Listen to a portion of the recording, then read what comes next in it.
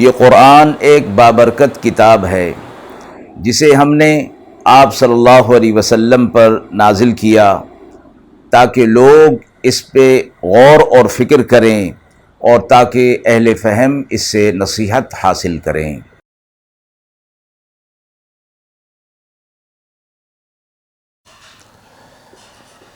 بسم اللہ الرحمن الرحیم۔ السلام علیکم ورحمۃ اللہ وبرکاتہ۔ ناظرین کرام، درس قرآن مجید کے آج کے اس پروگرام میں ہم سورۃ النور کی آیت نمبر 11 تا آیت نمبر 20 کا ترجمہ اور تفسیر پیش کر رہے ہیں، اور آخر میں پوچھے گئے سوال کا جواب ہوگا۔ اعوذ باللہ من الشیطان الرجیم، بسم اللہ الرحمن الرحیم۔ ان الذين جاءوا بالإفك عصبة منكم لا تحسبوه شرا لكم بل هو خير لكم لكل امرئ منهم ما اكتسب من الإثم والذي تولى كبره منهم له عذاب عظيم لولا إذ سمعتموه ظن المؤمنون والمؤمنات بأنفسهم خيرا وقالوا هذا إفك مبين لولا جاءوا عليه بأربعة شهداء فإذ لم يأتوا بالشهداء فأولئك عند الله هم الكاذبون ولولا فضل الله عليكم ورحمته في الدنيا والآخرة لمسكم فيما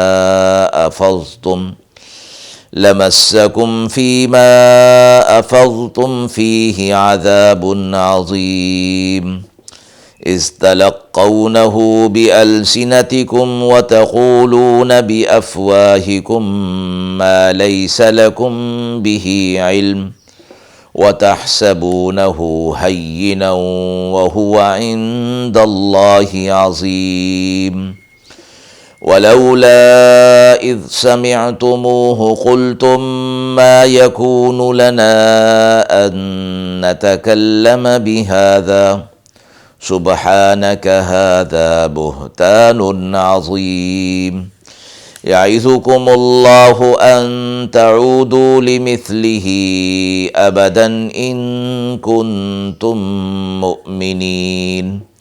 ويبين الله لكم الآيات والله عليم حكيم إن الذين يحبون أن تشيع الفاحشة في الذين آمنوا لهم عذاب أليم في الدنيا والآخرة والله يعلم وأنتم لا تعلمون ولولا فضل الله عليكم ورحمته وأن الله رؤوف رحيم۔ آیات مبارکہ کا ترجمہ ملاحظہ فرمائیں۔ بے شک جو لوگ لائے یہ طوفان تمہیں میں ایک جماعت ہیں، تم اس کو نہ سمجھو برا اپنے حق میں، بلکہ یہ بہتر ہے تمہارے حق میں۔ ہر آدمی کے لیے ان میں سے وہ ہے جتنا اس نے گناہ کمایا، اور جس نے اٹھایا ہے اس کا بڑا بوجھ اس کے لیے بڑا عذاب ہے۔ کیوں نہ جب تم نے اس کو سنا تھا خیال کیا ہوتا ایمان والے مردوں اور ایمان والی عورتوں نے اپنے لوگوں پر بھلا خیال کیا ہوتا اور کہا ہوتا کہ یہ تو ایک واضح طوفان ہے۔ کیوں نہ لائے وہ اس بات پر 4 گواہ، پھر جب نہ لائے گواہ تو وہ لوگ اللہ کے ہاں جھوٹے ہیں۔ اور اگر نہ ہوتا اللہ کا فضل تم پر اور اس کی رحمت دنیا اور آخرت میں تو تم پر پڑتی مار، اس چرچا کرنے میں کوئی بڑی آفت آ جاتی۔ جب لینے لگے تم اس کو اپنی زبانوں پر اور کہنے لگے اپنے منہ سے جس چیز کی تمہیں خبر نہیں تھی، اور تم سمجھتے ہو اس کو ہلکی بات، اور یہ اللہ کے ہاں بہت بڑی ہے۔ اور کیوں نہ جب تم نے اس کو سنا تھا کہا ہوتا کہ ہمیں نہیں لائق کہ ایسی بات منہ پر لائیں، اللہ پاک ہے، یہ تو بہت بڑا بہتان ہے۔ اللہ تم کو سمجھاتا ہے کہ پھر نہ کرو ایسا کام کبھی بھی اگر تم ایمان رکھتے ہو، اور تمہارے لیے آیات اور نشانیاں کھول دیتا ہے، اور اللہ علم والا، حکمت والا ہے۔ بے شک جو لوگ چاہتے ہیں کہ چرچا ہو بدکاری کا ایمان والوں میں، ان کے لیے دردناک عذاب ہے، دنیا میں بھی اور آخرت میں بھی، اور اللہ جانتا ہے تم نہیں جانتے۔ اور اگر اللہ کا فضل تم پر نہ ہوتا اور اس کی رحمت نہ ہوتی، اور یہ کہ اللہ نرمی کرنے والا، مہربانی کرنے والا ہے۔ مذکورہ آیات میں ایک خاص واقعے کو ذکر فرمایا گیا جس کو واقعہ افک کہا جاتا ہے۔ سورۃ النور کا زیادہ تر حصہ ان احکامات سے متعلق ہے جو عفت اور عصمت کی حفاظت کے لیے جاری کیے گئے ہیں۔ اس کے مقابلے میں عفت اور عصمت پر دست اندازی اور اس کی خلاف ورزی کی دنیاوی سزائیں اور آخرت کا وبال عظیم ذکر کیا گیا۔ اس سلسلے میں سب سے پہلے حد زنا کا اور پھر حد قذف اور پھر لعان کا ذکر پچھلی آیات کے اندر گزر چکا۔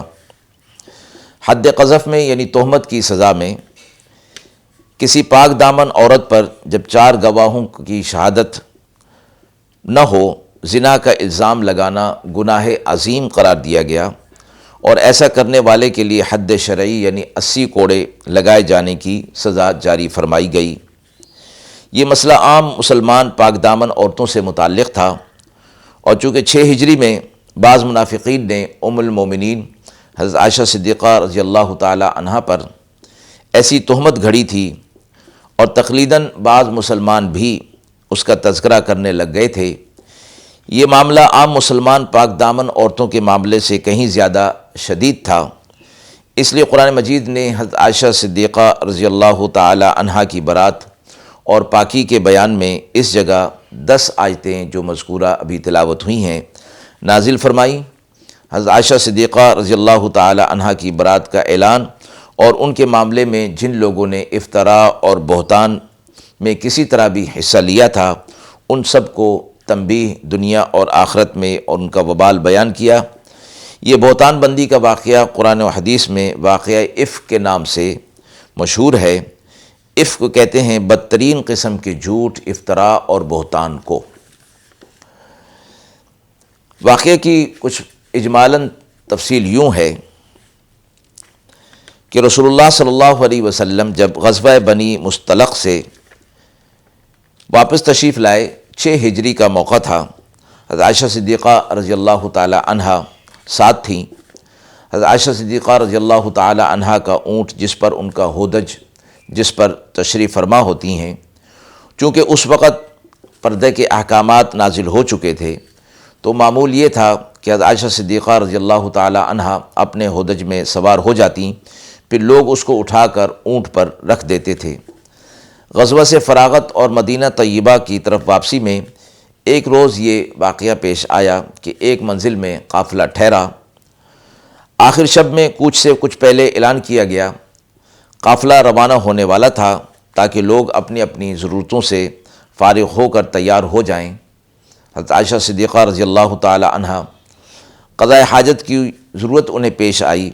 تو اس سے فراغت کے لیے جنگل کی طرف نکل گئیں۔ وہاں اتفاق سے ان کا ہار ٹوٹ گیا، اس کی تلاش میں ان کو دیر لگ گئی۔ جب واپس اپنی جگہ پہنچیں تو دیکھا کہ قافلہ روانہ ہو چکا ہے۔ ان کے اونٹ کا قصہ یہ ہوا کہ جب کوچ ہونے لگا تو عادت کے مطابق حضرت عائشہ صدیقہ رضی اللہ تعالی عنہ کا ہودج اٹھا کر اونٹ پر سوار کر دیا گیا، اور یہ سمجھ لیا گیا کہ حضرت عائشہ صدیقہ رضی اللہ تعالی عنہ اس میں موجود ہیں۔ اٹھاتے وقت کچھ شبہ اس لیے نہ ہوا کہ اس وقت حضرت عائشہ صدیقہ رضی اللہ تعالی عنہ عمر میں بھی کم تھیں اور بدن میں بھی کمزور تھیں، کسی کو یہ اندازہ نہ ہوا کہ یہ خالی ہے، چنانچہ اونٹ کو روانہ کر دیا گیا۔ حضرت عائشہ صدیقہ اپنی جگہ جب واپس تشریف لائیں تو قافلے کو نہ پایا، تو وہاں استقلال کے ساتھ کام لیتے ہوئے اسی جگہ پر رک گئیں۔ ادھر ادھر تلاش کرنے کے بجائے اپنے آپ کو اسی جگہ بٹھا لیا اور چادر اوڑھ کر بیٹھ گئیں، اور خیال کیا کہ جب آپ صلی اللہ علیہ وسلم اور رفقائے قافلہ کو معلوم ہوگا کہ میں وہاں موجود نہیں تو مجھے تلاش کرنے کے لیے جب یہاں پہنچیں گے، اور اگر میں ادھر ادھر گئی تو تلاش میں ان کو مشکل پیش آئے گی، اس لیے اپنی جگہ پر چادر میں لپٹ کر بیٹھ رہیں۔ رات کا وقت تھا، نیند کا غلبہ ہوا تو وہیں لیٹ گئیں اور آنکھ لگ گئی۔ دوسری طرف حضرت صفوان بن معطل صحابی، جن کو آپ صلی اللہ علیہ وسلم نے اس کام کے لیے مقرر کیا تھا کہ وہ قافلے کے پیچھے رہیں اور قافلہ روانہ ہونے کے بعد گری پڑی کوئی چیز رہ گئی ہو تو اس کو اٹھا کر محفوظ کر لیں، وہ صبح کے وقت وہاں پہنچے، ابھی روشنی پوری نہ تھی، دیکھا کہ کوئی آدمی سو رہا ہے، قریب آئے تو عائشہ صدیقہ رضی اللہ تعالی عنہا کو پہچان لیا، کیونکہ انہوں نے پردہ کے احکام نازل ہونے سے پہلے ان کو دیکھا تھا۔ پہچاننے کے بعد انتہائی افسوس کے ساتھ ان کی زبان سے انا للہ و انا الیہ راجعون نکلا۔ یہ کلمہ حضرت عائشہ صدیقہ رضی اللہ تعالی عنہا کے کان میں پڑا تو آنکھ کھل گئی اور انہوں نے چہرہ ڈھانپ لیا۔ حضرت صفوان رضی اللہ تعالی عنہ نے اپنا اونٹ قریب لا کر بٹھا دیا، حضرت عائشہ صدیقہ اس پر سوار ہو گئیں اور انہوں نے اونٹ کا نکیل پکڑ کر پیادہ چلنے لگے، یہاں تک کہ قافلے سے مل گئے۔ عبداللہ بن ابی، جو کہ منافقوں کا سردار تھا، رسول اللہ صلی اللہ علیہ وسلم اور مسلمانوں کا دشمن تھا، اس کے ہاتھ ایک بات لگ گئی اور اس نے اس بات کو پھیلانا شروع کر دیا، اور بعض بھولے بھالے مسلمان بھی اس سنی سنائی باتوں میں آ گئے۔ ان میں حضرت حسان، حضرت مصطح مردوں میں سے اور حضرت حمنہ عورتوں میں سے شامل تھیں۔ جب اس منافق کے بہتان کا چرچا ہوا تو خود رسول اللہ صلی اللہ علیہ وسلم کو بھی اس سے سخت صدمہ پہنچا۔ حضرت عائشہ کو تو انتہائی صدمہ پہنچنا ظاہری بات تھی، عام مسلمانوں کو بھی اس سے سخت رنج اور افسوس ہوا۔ 1 مہینے تک یہ معاملہ یوں ہی چلتا رہا۔ آخر اللہ تعالیٰ نے حضرت عائشہ صدیقہ رضی اللہ تعالی عنہا کی برات اور بہتان باندھنے یا اس میں شریک ہونے والوں کی مذمت میں مذکورہ آیات کو نازل فرمایا۔ قرآنی ضابطہ کے مطابق حد قذف کے تحت میں یہ بات ذکر ہو چکی کہ تہمت لگانے والوں سے شہادت کا مطالبہ کیا جائے گا۔ وہ تو ایک بالکل ہی بے بنیاد خبر تھی، گواہ کہاں سے اس پر لائے جاتے؟ نتیجہ یہ ہوا کہ رسول اللہ صلی اللہ علیہ وسلم نے تہمت لگانے والوں پر شرعی ضابطے کے مطابق حد قذف جاری کی، ہر ایک کو 80 کوڑے لگائے۔ حضرت ابو ہریرہ رضی اللہ تعالی عنہ سے روایت کیا کہ اس وقت رسول اللہ صلی اللہ علیہ وسلم نے 3 مسلمانوں پر حد قذف جاری فرمائی، مصطح، حمنہ اور حسان رضی اللہ تعالی عنہم۔ اور حضرت عمر رضی اللہ تعالی عنہ نے روایت کیا کہ رسول اللہ صلی اللہ علیہ وسلم نے اس موقع پر عبداللہ بن ابی، جو منافقوں کا سردار تھا اور اصل تہمت اس نے گھڑی تھی، اس پر دوہری حد جاری فرمائی۔ پھر مومنین نے توبہ کر لی اور منافقین اپنے حال پر قائم رہے۔ اس واقعے کے آخر میں یہ فرمایا گیا کہ جو مسلمانوں کے درمیان اس بات کو فروغ دیتے ہیں کہ بے حیائی کی چیز، بے حیائی کا معاملہ آگے بڑھے اور بے حیائی کی چیزوں کا پھیلاؤ ہو، تو ایسے لوگوں کے لیے دنیا اور آخرت کے اندر دردناک عذاب کی سزا سنائی گئی ہے، کہ ان کو دنیا اور آخرت میں دردناک سزا دی جائے گی۔ کیونکہ واقعے کے حوالے سے یہ بات فرما دی گئی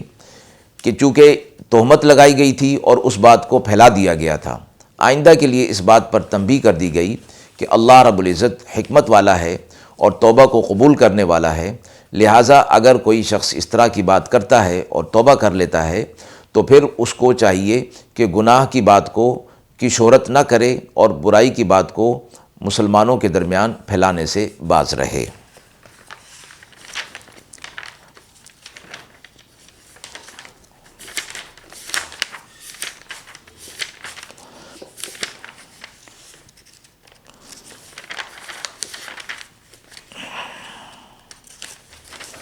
آیت کے حوالے سے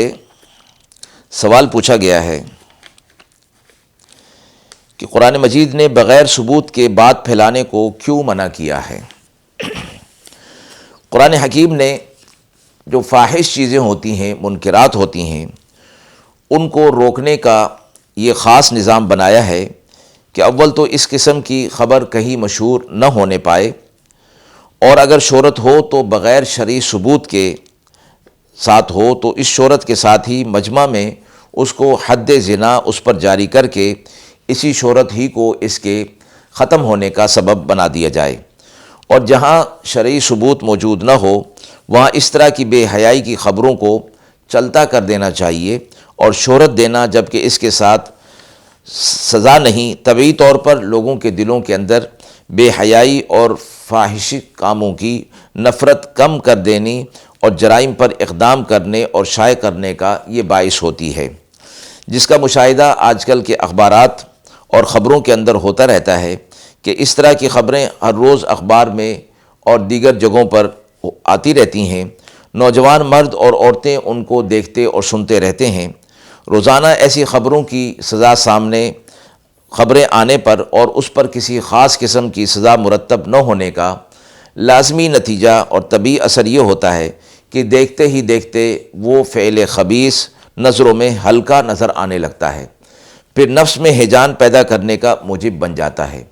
اس لیے قرآن مجید نے ایسی خبروں کی تشہیر صرف اس صورت میں دی ہے کہ جب اس پر شرعی ثبوت موجود ہوں۔